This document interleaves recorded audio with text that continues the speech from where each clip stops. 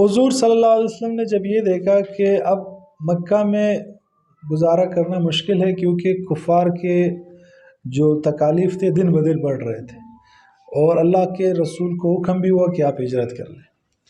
اور آپ کو میں نے بتایا کہ پہلے حج میں 6 بندے آئے، انہوں نے حضور پہ ایمان لایا، پھر اگلے میں 12 بندے ساتھ لائے، پھر 73-74 کے قریب لوگ آئے، اور انہوں نے بھی آپ صلی اللہ علیہ وسلم سے کہا کہ آپ ہمارے پاس مدینہ آ جائیں۔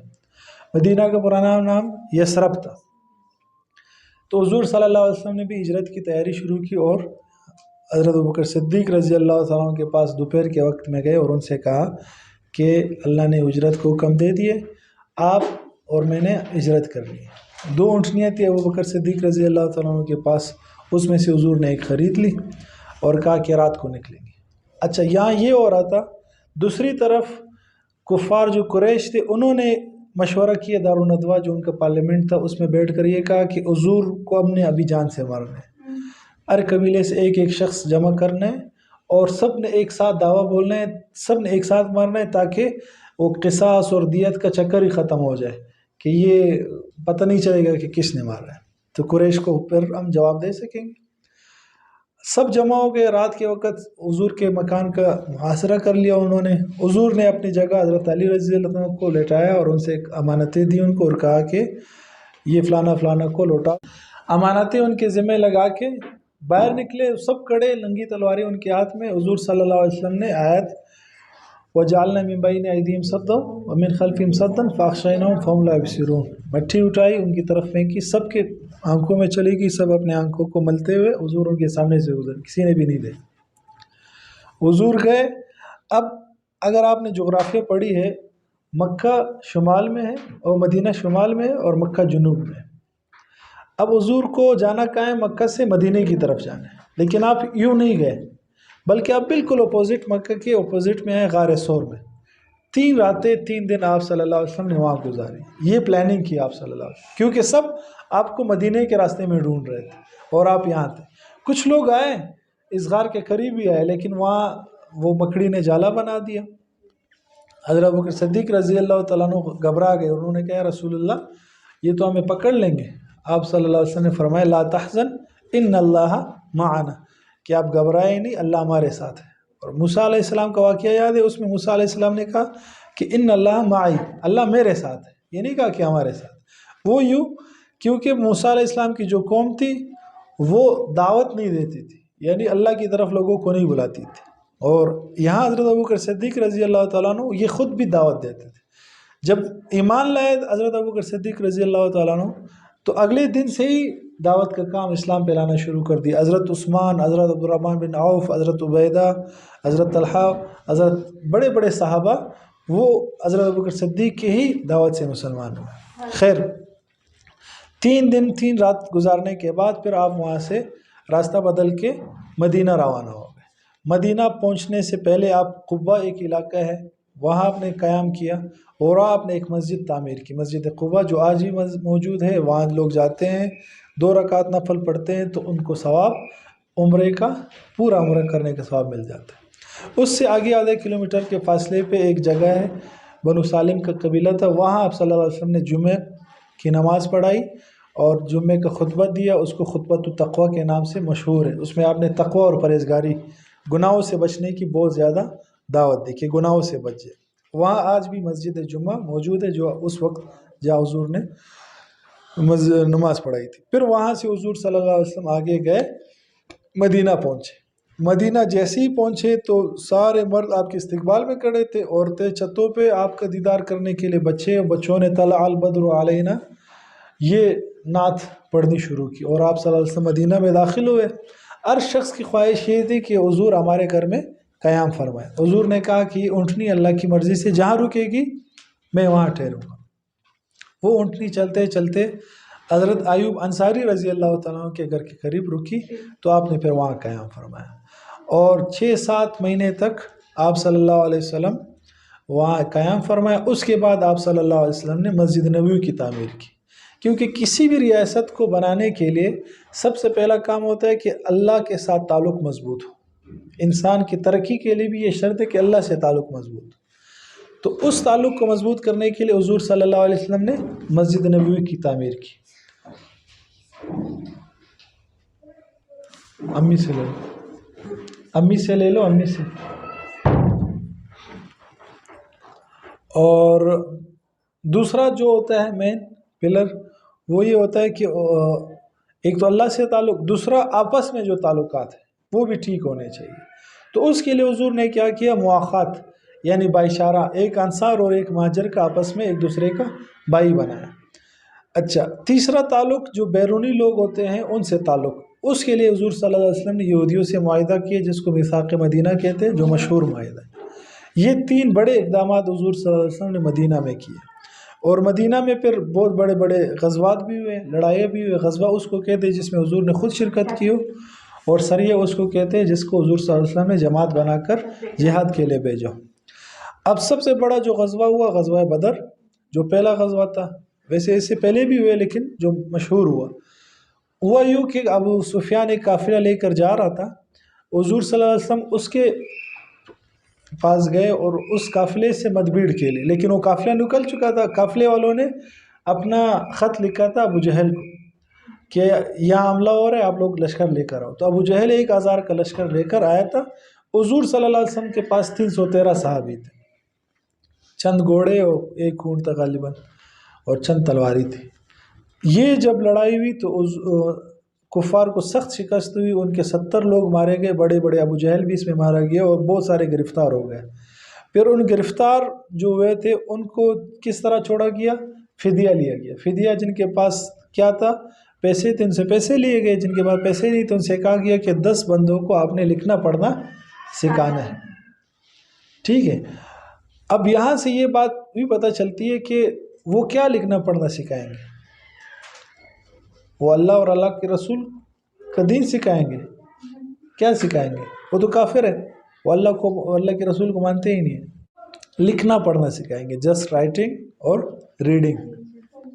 ٹھیک ہے. اب رائٹنگ اور ریڈنگ سیکھنا چاہیے. اس کی اتنی اہمیت ہے کہ حضور نے فدیے کے طور پہ اس کو آگے کیا کہ اس کو آپ لوگ لکھنا پڑھنا سیکھیں.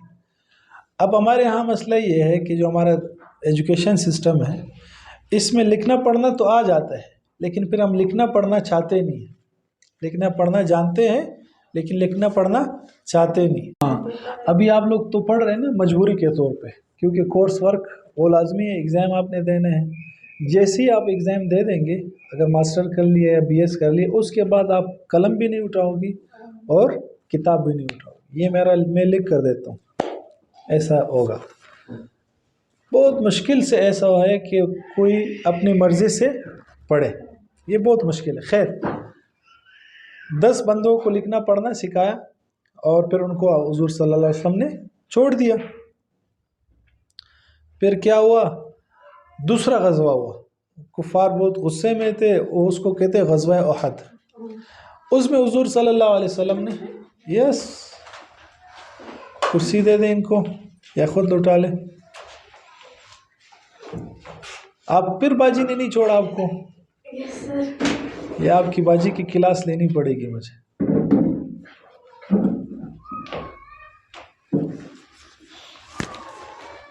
غزوہ احد میں حضور صلی اللہ علیہ وسلم جب گئے، حضور صلی اللہ علیہ وسلم نے ایک جبل الرمات، ایک پہاڑی تھی، اس میں 50 صحابہ کو مقرر کیا اور حضرت عبداللہ ابن جبیر کو ان کی امیر بنایا اور کہا کہ آپ نے یہی ٹھہرنا ہے، یہاں سے نہیں اترنا ہے، چاہے ہم جیت جائے ہار جائے، آپ نے یہی ٹھہرنا ہے. اور لڑائی شروع ہو گئی، کفار کو سخت شکست ہوئی، وہ بھاگ کر جانے لگے. اب جو 50 صحابہ اس پہاڑی پہ تھے انہوں نے کہا کہ حضور نے تو کہا تھا کہ اب ٹھہرنا ہے، لیکن ابھی تو ہم جنگ جیت گئے، وہ کفار بھاگ رہے. وہاں وہ اتر گئے. ان کے امیر نے ان سے کہا کہ آپ نے نہیں جانا، حضور نے منع کیا. لیکن انہوں نے کہا نہیں، حضور نے لڑائی کے دوران تک منع کیا تو لڑائی کے بعد انہوں نے منع نہیں کیا. وہ اترے، 10 صحابی وہاں صرف رہ گئے. اچھا، خالد بن ولید رضی اللہ تعالیٰ عنہ اس وقت مسلمان نہیں ہوئے تھے. وہ جب جا رہے تھے انہوں نے اس پہاڑی کو دیکھا، کیونکہ وہ جنگی مہارت تھی ان کی. انہوں نے کہا کہ یہ جگہ تو خالی ہو گئی. وہ وہاں سے آئے، انہوں نے پیچھے سے حملہ کیا اور جو صحابہ تھے ان کو شہید کیا اور پیچھے سے آ کر مسلمانوں پہ حملہ کر دیا. اب یہاں سے بھی مسلمانوں پر حملہ ہوا. وہ کفار جو بھاگ رہے تھے انہوں نے دیکھا اچھا یہ تو پیچھے سے خالد بن ولید آ گئے، ان کو بھی ہمت مل گئی، وہ بھی واپس پلٹ گئے، تو مسلمان کو انہوں نے درمیان میں پنسا کے اور مارنا شروع کر دیا۔ کافی صحابہ شہید ہو گئے، حضرت حمزہ رضی اللہ تعالیٰ عنہ بھی اس میں شہید ہو گئے، اور پھر حضرت ہندہ جو بعد میں مسلمان ہوئی، انہوں نے آپ کا سینہ چیرا اور کلیجہ نکال کے چھپایا، اور اس کو حضرت حمزہ کو مارا تھا وحشی نے، ٹھیک ہے۔ اچھا، حضور صلی اللہ علیہ وسلم کو بھی پتہ لگا، آپ صلی اللہ علیہ وسلم کے بھی داندان مبارک شہید ہوئے، اور خوب آپ صحابہ نے پھر آپ کی حفاظت کی، ابو دجانہ رضی اللہ تعالیٰ عنہ اور حضرت طلحہ رضی اللہ تعالیٰ عنہ اور بڑے صحابہ، آپ صلی اللہ علیہ وسلم ایک چھوٹی سی پہاڑی پہ چڑھ کر وہاں بیٹھ گئے۔ جب لڑائی ختم ہو گئی، ابو سفیان آیا اور اس نے کہا کہ کیا تم میں محمد زندہ ہے؟ تو آپ صلی اللہ علیہ وسلم نے فرمایا کہ خاموش رہو، جواب نہیں دو۔ پھر انہوں نے کہا کہ ابو قحافہ ابو بکر زندہ ہے، ابو قحافہ کا بیٹا، تو آپ پھر خاموش رہے۔ پھر کہا کیا عمر زندہ ہے؟ پھر آپ نے کہا کہ خاموش رہے، آواز نہیں دے۔ پھر اس نے کہا کہ بھائی یہ ہم جنگ جیت گئے ہیں اور یہ بدلہ ہے بدر کا، اور اس کا صحیح بدلہ ہم پھر اتاریں گے، اور کہا اعلی الحبل، حبل ایک بت کا نام تھا کہ اس کے لیے بلندی ہو، یا حضرت عمر رضی اللہ تعالیٰ عنہ نے کہا اللہ اکبر، اللہ بڑے ہیں اور بلندی اللہ کے لیے۔ تو خیر ابو سفیان چلے گئے اور صحابہ واپس آ گئے۔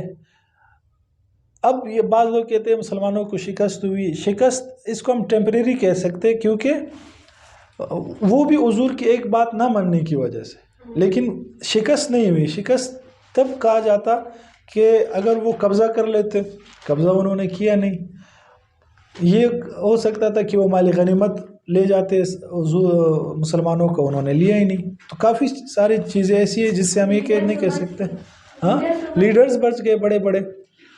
خیر، یہ غزوہ احد مشہور ہے۔ اس کے بعد ایک غزوہ جو مشہور ہے وہ غزوہ خندق ہے۔ وہ پھر کیا ہوا، سارے کفار جمع ہو گئے، یہود کفار، بہت بڑا لشکر، انہوں نے آ کر مدینہ پر حملہ کرنا چاہا۔ حضور کو اطلاع ملی، حضور نے مشورہ کیا۔ حضرت سلمان فارسی رضی اللہ تعالیٰ عنہ نے کہا کہ ہمارے ہاں جب لڑائی ہوتی ہے ہم سارا خندق کو ہوتے ہیں۔ اچھا، مدینہ کا جو جغرافیہ ہے اس کے مشرق میں حرۃ الشرقیہ ہے، نوکیلے پتھر ہے، وہاں سے کوئی نہیں آ سکتے۔ مغرب میں حرۃ الغربیہ ہے، وہ بھی نوکیلے پتھر ہے، وہاں سے بھی کوئی نہیں آ سکتے۔ جنوب میں جبل عیر ہے، ایک بڑا پہاڑی سلسلہ ہے، وہاں سے بھی کوئی نہیں آ سکتا ہے۔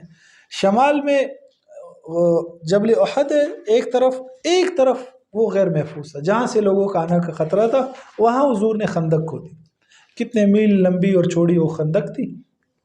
اب جب کفار آئے، جب یہ دیکھا ان کے میں گمان بھی نہیں تھا کہ اس طرح کے ہمارے ساتھ معاملہ ہوگا۔ وہ بڑی خندق تھی، اس کو پار کرنا بھی مشکل تھا، کون اس بڑے کھڈے میں جائے پھر وہ اوپر جائے، جیسے وہ جاتے اوپر سے مسلمان تیر پھینک دیتے، تو کسی کی ہمت نہیں تھی کہ وہ وہاں آ سکے۔ کئی دن وہ انہوں نے محاصرہ کیا، 30 دن یا 40 دن، لیکن پھر اللہ پاک نے ایک آندھی بھیجی، سخت طوفان، ان کے جو برتن وغیرہ تھے سارے اڑ گئے، اور سخت اور صرف واپس چلے گئے، اور بغیر لڑائی کے یہ غزوہ خندق بھی ختم ہوا۔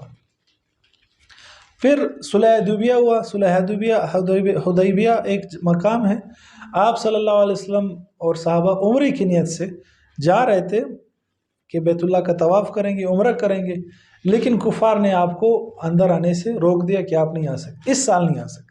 پھر وہاں ایک معاہدہ ہوا جس کے صلح حدیبیہ کہتے، حدیبیہ کے مقام پہ معاہدہ یہ ہوا کہ 10 سال تک لڑائی نہیں کریں گے، امن رہے گی۔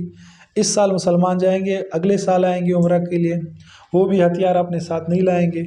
اور پھر یہ صلح ہوئی کہ اگر مسلمانوں میں سے کوئی بندہ مرتد ہو گیا اور کفار کے پاس چلا گیا تو وہ واپس نہیں کریں گے، لیکن اگر کفار کا کوئی بندہ مسلمانوں کے پاس آیا تو وہ واپس کر دیں گے۔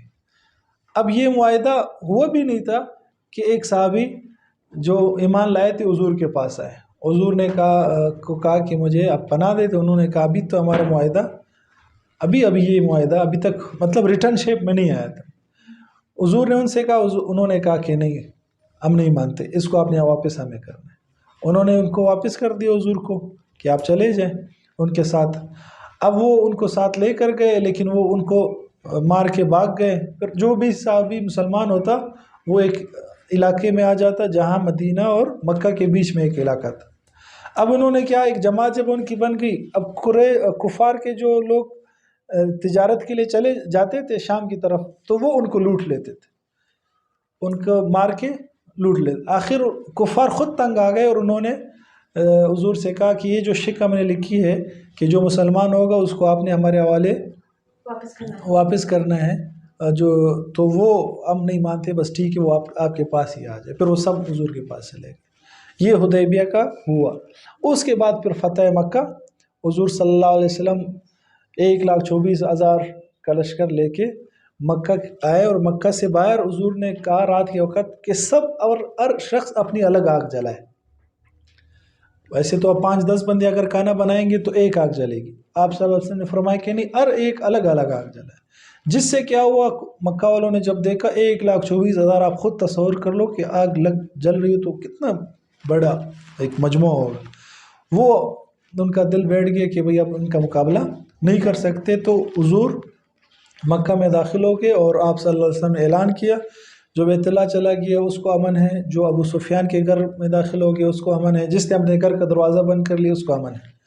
تو بغیر لڑائی کے حضور مکہ آئے اور مکہ کو فتح کر لیا، اور مکہ کی چابیاں جو کسی کے پاس تھی اور حضور کو وہ اس وقت نہیں دے رہے تھے جب آپ صلی اللہ علیہ وسلم مکہ میں تھے، اس کو بلایا، اور اس وقت بھی حضور نے کہا تھا کہ ایک وقت آئے کہ چابیاں میرے ہاتھ میں ہوگی۔ وہ سب ہنسنے لگے کہ یہ کیا کہہ رہے، ابھی ہم اس کو نہیں دے رہے تو یہ کہہ رہے۔ حضور نے وہ چابیاں اس سے لی اور وہ چابیاں پھر واپس اسی کو ہی دے دی، اور وہ چابیاں آج تک اسی خاندان والوں کے پاس ہے جو ایک نسل در نسل چلی آ رہی۔ مکہ فتح ہوا، پھر آپ صلی اللہ علیہ وسلم نے واپس مدینہ چلے گئے۔ پھر 9 ہجری میں حج فرض ہوا۔ حضور صلی اللہ علیہ وسلم نے حضرت ابوبکر صدیق کو امیر بنا کے حج کے لیے بھیجا، اور خود وہی رہے۔ پھر 10 ہجری کو آپ صلی اللہ علیہ وسلم نے حج کیا، جس کو حجۃ الوداع کہتے ہیں، آخری حج۔ آپ صلی اللہ علیہ وسلم نے حج کیا اور اس میں آخری خطبہ دیے جس کو خطبۃ حجۃ الوداع کہتے ہیں، کہ آخری خطبہ یعنی رخصت ہونے کا خطبہ، جس میں آپ صلی اللہ علیہ وسلم نے فرمایا کالے کو گورے فضیلت حاصل نہیں، مشہور ہے یہ جو آج کل یونائٹڈ نیشن والے اس کو بہت پرچار کرتے ہیں کہ بھائی سب برابر ہے برابر ہے۔ تو ان سے پھر ہم سوال کرتے ہیں جب سب برابر ہے تو آپ مسلمانوں کو پھر کیوں مار رہے ہیں؟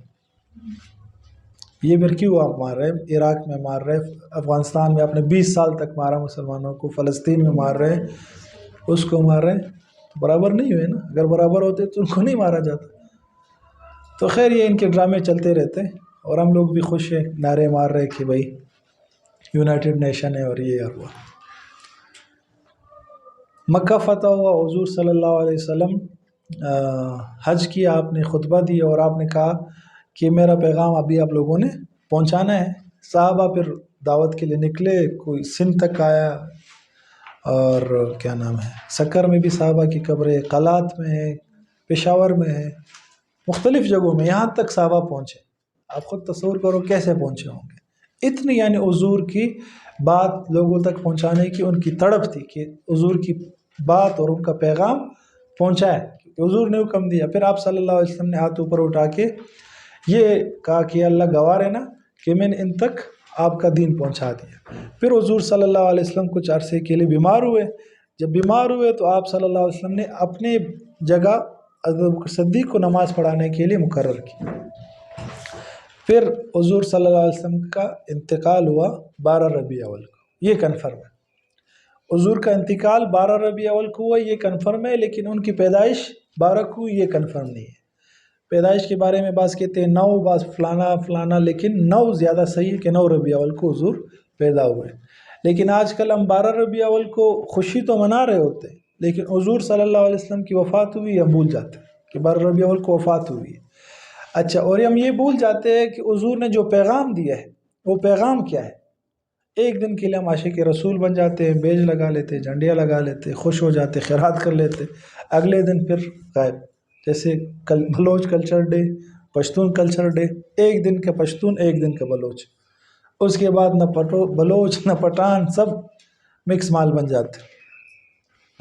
آپ لوگوں نے خود دیکھا ہوگا کیا فیس بک پہ وہ چلتا ہے، کیا ٹک ٹاک پہ، کیا فیس بک، ہر چیز میں بس کلچر ہے، بڑی بڑی پگڑیاں باندھی ہوئی ہے، اگلے دن دیکھو وہی برگر کٹ پگڑی مگڑی سب پھینک دیتے۔ تو حضور کی وفات کے بعد کیا ہوا، ثقیفہ بنو سعیدہ میں کچھ لوگ جمع تھے. انہوں نے کہا کہ انصار سے الگ خلیفہ ہوگا اور مہاجرین سے الگ خلیفہ ہوگا، یعنی حضور کے بعد جو حکومت سنبھالے گا. ابو بکر صدیق رضی اللہ تعالیٰ کو جب خبر ہوئی، اب انہوں نے عمر اور عبیدہ ابن الجراح کو ساتھ لے کر وہاں گئے اور ان سے کہا کہ اس طرح نہیں ہو سکتا، خلیفہ ایک ہی ہوگا. آپ کے سامنے عمر اور عبیدہ کھڑے ہیں، آپ اس میں سے جس کو چاہتے ہیں بنا لے. تو سب نے کہا کہ نہیں، آپ سب سے زیادہ مستحق کی خلافت کی. سب نے آپ کے ہاتھ پہ بیعت کی. پھر حضرت ابو بکر صدیق رضی اللہ تعالیٰ عنہ حضور کے بعد خلیفہ بنے. ان کی خلافت چلی 2 سال 3 مہینے 10 دن تک. آپ کا نام کیا تھا؟ عبداللہ آپ کا اصلی نام تھا. کنیت آپ کی ابو بکر، اور لقب آپ کا صدیق کیونکہ آپ نے تصدیق کی حضور کی، عتیق اور صاحب کیونکہ آپ نے غار میں حضور کا ساتھ دیا. اور آپ کی 4 بیویاں تھیں جن کے نام لکھے ہیں، قتیلہ، حبیبہ اور ام رومان وغیرہ وغیرہ جو اوپر لکھے ہوئے نام. اور ان کے اولاد بھی عائشہ، ابو بکر، کیا نام ہے، عبداللہ، عبد الرحمن، محمد، اسما، یہ آپ کی اولاد تھی. اور آپ کے عید جاہلیت میں اسلام لانے سے پہلے بھی آپ نے نہ بت پرستی کی ہے نہ شراب پی ہے. اور آپ مرجعیت، یعنی لوگ آپ سے مشورے کرتے تھے اس زمانے میں بھی. اور دار الندوہ میں بھی آپ کا اپنا ایک سیٹ تھی اور اس پہ بھی لوگ آپ سے مشورے کرتے تھے. اور آپ قتل کا کوئی فیصلہ مقدمہ آ جاتا آپ فیصلے کرتے. اپنے قبیلے کے سردار تھے اور بہت بڑے تاجر تھے کپڑوں کے. اور یہ تو اسلام سے پہلے. اسلام جب آپ رضی اللہ تعالیٰ نے قبول کر لیا تو پھر آپ نے قربانی دی، جہاد، جس یا غزوے میں حضور بھی تھے، ابو بکر بھی تھے، ہجرت بھی ایک ساتھ کی. اعتماد بھی آپ صلی اللہ علیہ وسلم کا مکمل ابو بکر پہ تھا. کیونکہ حج کے لیے بھی امیر بنایا، نماز کے لیے بھی. تو یہ اشارہ تھا کہ میرے بعد خلیفہ کون ہوں گے؟ ابو بکر ہوں گے. اور آپ رضی اللہ تعالیٰ کے دور میں جو سب سے بڑا کارنامہ ہوا وہ قرآن کو آپ نے جمع کیا. جن صحابہ کرام کو قرآن اچھی طریقے سے یاد تھا، قرآن الگ الگ تھا، اس طرح شکل میں نہیں تھا. کسی کے پاس چمڑے پہ محفوظ تھا، کسی کے پاس پتے پہ لکھا ہوا تھا. اس سب کو آپ نے جمع کیا. جمع القرآن آپ رضی اللہ تعالیٰ عنہ نے کیا. اور ایک اور، آپ رضی اللہ تعالیٰ عنہ کے دور میں شام فتح ہوا. شام جو آج کل سیریا ہے، اتنا نہیں تھا، بہت بڑا علاقہ تھا. وہ خالد بن ولید کی قیادت میں آپ نے بھیجا اور شام اس طرح فتح ہوا، جو ابو بکر صدیق رضی اللہ تعالیٰ عنہ نے جماعت بھیجی تھی. اور ہوا یہ کہ روم کے ساتھ لڑائی تھی. ابو بکر صدیق رضی اللہ تعالیٰ عنہ نے حضرت خالد بن ولید کو عراق بھیجا اور ابو عبیدہ ابن الجراح کو کہاں بھیجا؟ شام کی طرف. اور سعد ابن ابی وقاص کو فلسطین کی طرف بھیجا. اب جب روم کے لشکر زیادہ ہو گئے تو تعداد زیادہ ہو گئی ان کی، تو آپ رضی اللہ تعالیٰ نے حضرت خالد بن ولید کو خط لکھا کہ آپ عراق کو چھوڑ کر شام کی طرف آئے. خالد بن ولید کو پھر لکھا کہ آپ غرور میں نہیں آنا کہ آپ کو میں نے وہاں سے بلایا کہ آپ کہو کہ میرے بغیر تو فتح ہی نہیں ہو سکتی. اور کہا کہ جب آپ پہنچو عبیدہ، پھر آپ امیر ہوں گے. ابو عبیدہ ابن الجراح وہ امارت چھوڑ دیں گے.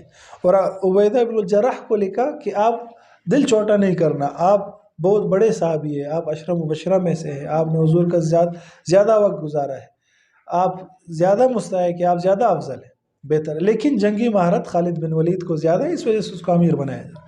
اب اس دوران بھی دیکھو تربیت کر رہے، وہاں ان کو کہہ رہے کہ غرور نہیں کرنا، اور یہاں ان کو دل رکھنے کے لیے کہ ایسا نہ ہو کہ آپ ناراض ہو جائے. یہ تربیت کا ایک انداز تھا ان کا.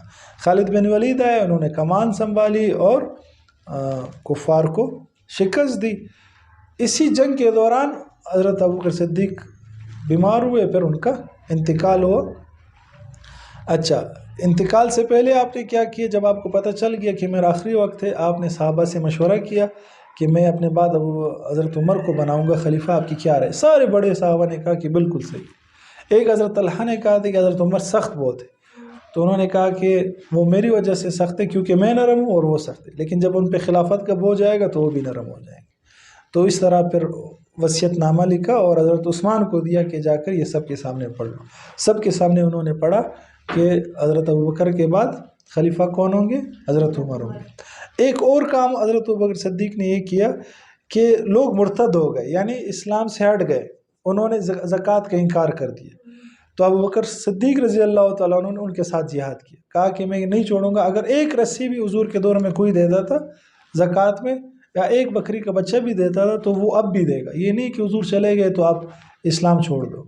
لوگوں نے کہا کہ اتنی سختی نہ کرے آپ، تو آپ صلی اللہ علیہ وسلم حضرت ابو بکر صدیق نے کہا کہ نہیں، اگر ان کو چھوڑ دیا تو اور بھی دروازے کھلیں گے، کل کو کوئی نماز کا انکار کر دے گا، کل کسی اور چیز کا انکار کر دے گا، ان کو نہیں چھوڑنا ہے۔ تو ان کے ساتھ آپ نے جہاد کیا۔ اور ایک اور شخص تھا مسیلمہ کذاب، اس نے نبوت کا دعویٰ کیا کہ میں نبی ہوں، اس پہ بھی کافی لوگوں نے ایمان لایا تو مرتد ہو گئے اسلام سے، ان کے خلاف بھی آپ نے جہاد کیا اور ان کو بھی صحیح ٹھکانے لگا دیا۔ یہ بڑے بڑے کام جو حضرت ابوبکر صدیق رضی اللہ عنہ کے دور میں ہوئے، اور پھر آپ کے بعد حضرت عمر رضی اللہ تعالیٰ عنہ خلیفہ بنے، جن کے بارے میں ہم کل پڑھیں گے انشاءاللہ۔ اب اس سے ہمیں کیا سبق ملتا ہے بتائیں؟ بڑوں کی بات ماننی چاہیے، بڑوں کی بات ماننی چاہیے، خاص کر کے سب سے بڑے کون ہیں؟ اللہ، اور اس کے بعد حضور صلی اللہ علیہ وسلم۔ اور آج اللہ معاف کرے انہی دو کی ہم بات نہیں مانتے، باقی سب کی بات مانتے ہیں۔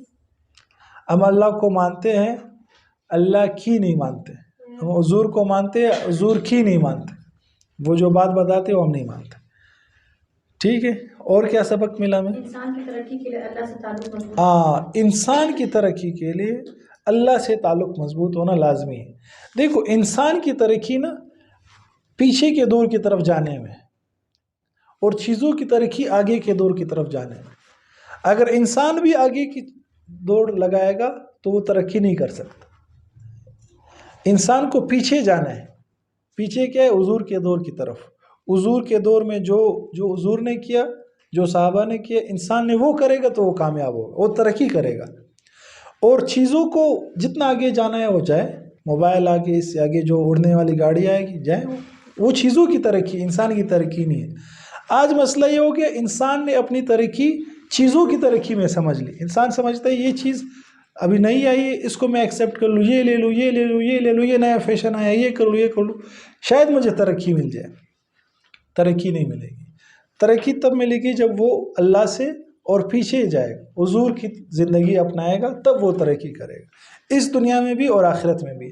کیونکہ جدید ریسرچ حضور کی زندگی پہ ہوئی، جتنے حضور نے سنتیں بتائی، اس ایک ایک سنت کو اٹھا کے اس پہ ریسرچ کی، مسواک کی، قیلولہ کی سنت، رات کو جلدی سونے کی سنت، ایک ایک سنت پہ سب متفق ہو گئے کہ اس سے بڑھ کر زبردست لائف سٹائل کسی کا نہیں ہو سکتا۔ کھانے کی سنت، ہر سنت، ایک ایک سنت اٹھائی۔ اب مسئلہ یہ ہے کہ وہ ہم نے پڑھی نہیں، ہمیں آتی ہی نہیں کہ حضور نے کھانا کیسے کھایا تھا، حضور نے لباس کیسے پہنا تھا، حضور ہمیں پتہ ہی نہیں۔ غیر ابھی جاپان کے اسکولوں میں، فیکٹریوں میں کیلولا کے لیے انہوں نے وقت متعین کیے، پاور نیپ اس کو بولتے ہیں۔ باقاعدہ تصویریں بھی میرے پاس ہے، آپ لوگوں گوگل کر کے دیکھ لیں، ان کو باقاعدہ کہا جاتا ہے کہ آپ آرام کریں۔ کیلولا، دوپہر کو سونے کو کیلولا بولتے ہیں، لیکن ہم لوگ نہیں کرتے۔ اچھا، یہی بات کہ صبح جلدی اٹھنا ہے، 5 AM کلب، ایک روبن شرما ایک آتھر ہے، انہوں نے ایک کتاب لکھی جو کروڑوں میں فروخت ہوئی وہ کتاب۔ اس میں کیا کہا جاتا ہے کہ بھائی آپ نے 5 بجے جو اٹھے گا وہ دنیا میں ترقی کرے گا، اور اس نے باقاعدہ زبردست دلائل دیے کہ 5 بجے اٹھنے سے کیا کیا فائدے ملتے۔ اب یہی بات حضور کر کے گئے کہ تہجد میں اٹھا کرو، لیکن ہم نہیں مانتے۔ وہ 5 AM کلب کی روبن شرما کی بات مان رہے، لیکن حضور کی بات نہیں۔ تو ہر چیز حضور کی زندگی کی طرف، مسئلہ یہ ہے کہ اس کو جاننا چاہیے، سیکھنا چاہیے اور اس پہ عمل کرنا چاہیے۔ لوگ جو بھی کہے، لیکن آپ کو یہ حضور نے کہا ہے تو اس میں لازمی خیر ہو، اور اپنا ایمان عقیدہ مضبوط کر لیں۔ دنیا والے تو یہ کہیں گے آپ آؤٹ ڈیٹڈ ہو، آپ بیکورڈ ہو، فلانا ہے فلانا ہے، آپ کو ہم بیکورڈ ہی صحیح، لیکن جب پتہ چلے گا فَسَوْفَ تَرَىٰ إِذَا انْكَشَفَتِ الْغُبَارُ، کہ جب غبار چھٹ جائے گا، جب دنیا کی آنکھیں بند ہو جائیں گی اور حقیقی آنکھیں کھل جائے گی، پھر پتہ چلے گا کہ کون گدھے پہ سوار تھا اور کون گھوڑے پہ سوار تھا۔ پھر پتہ چلے گا کون صحیح تھا اور کون غلط تھا۔ جیسی کرنی ویسی برنی، نہ مانے تو کر کے دیکھ، جنت بھی ہے جہنم بھی ہے، نہ مانے تو مر کے